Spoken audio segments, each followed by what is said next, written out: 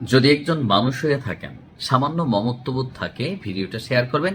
এই যে কর্নারে থাকা মহিলাটা, সারা বাংলাদেশের মানুষের কাছে তাকে পরিচয় করে দিতে চাচ্ছি।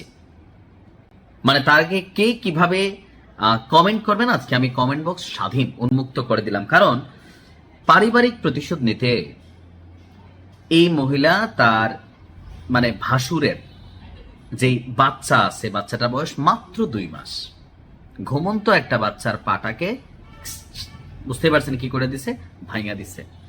ভাবা যায় যে মানে মানুষের মধ্যে আজকালকার, আসলে আমি চিন্তা করি 2026-এ আইসা আমরা যে মানুষগুলো আছি, এদের মধ্যে আসলে কি হয়েছে, কেন এতটা হায়না মেন্টালিটির আমাদের তৈরি হয়েছে যে প্রতিশোধ নেবে। এই মহিলাটা আসলে দেখতে তো মহিলা, মানে আমি তারে কোন ভাষা যে বলবো আপনারা কমেন্টে লিখবেন। ঘটনার প্রেক্ষাপট হচ্ছে নরসিংদীতে। ভিডিওটা সর্বোচ্চ শেয়ার করে এই মহিলাটা সারা বাংলাদেশে চিনে দিবেন যে সে আসলে কেমন মাল। নরসিংদীর মাধবদী থানার আমদিয়া ইউনিয়নের পাইকারদি গ্রামের এই ঘটনা। 2 মাসের ছোট্ট একটা বেবি তার পা ভেঙে দেওয়ার অভিযোগ করেছে তার আপন চাচির বিরুদ্ধে। তো যে ভিডিওটা আমরা দেখলাম, 2 মাস বয়সী একটি বাচ্চা ঘুমিয়ে আছে বিছানায়। কিছুক্ষণের মধ্যে সেখানে একজন মহিলা, যে শিশুটির আপন চাচি, তিনি রুমে প্রবেশ করেন। তারপর সে ঘুমন্ত শিশুটির কাছে গিয়ে তার পায়ে মোচড় দিয়ে ফাটার ভেঙা ফেলছে। ভাই ভাবা যায় যে এগুলো আসলে কতটা, মানে আমি কি দেখতেছি আমি নিজেই আশ্চর্য। আর তো এই হঠাৎ করে বাচ্চাটা চিৎকার করে উঠছে।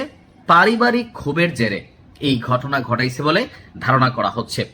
স্থানীয় এবং পারিবারিক সূত্রগুলো বলছে যে পাইকারদি গ্রামের জহিরুল হক ও গৃহবধূ সায়েবা বেগমের দ্বিতীয় ছেলে সন্তান জন্ম নেওয়ার পর থেকেই শিশুটির সাথে প্রতিদিন নানা ধরনের নিষ্ঠুরতা ঘটত। প্রায়শই ঘুমন্ত অবস্থায় রেখে মা ঘরের কাজে বাইরে গেলে বা বাথরুমে গেলে শিশুটা চিৎকার করে কাজা উঠত। তো দিনের পর দিন এরকম অস্বাভাবিক ঘটনা দেখা সবাই ভাবতো জিনে ধরছে, কবিরাজের কাছে গেছে, ঝাড় করছে, ফুক দিছে, থাকে না যে নবজাতক মা গেছে রান্নাঘর, হঠাৎ করে বাচ্চাটা একটা চিল্লান দিয়ে কান্নাকাটি করে উঠছে।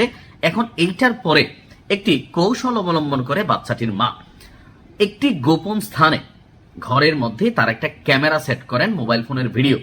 তো তিনি বাথরুমে যান। প্রথমে তিনি ধারণা করছিলেন যে বাচ্চাটার হয়তো কেউ চিমটি কাটে। এখন ফুটেজে যা ধরা পড়লো এটা কল্পনারও বাহিরে আমাদের কাছেও।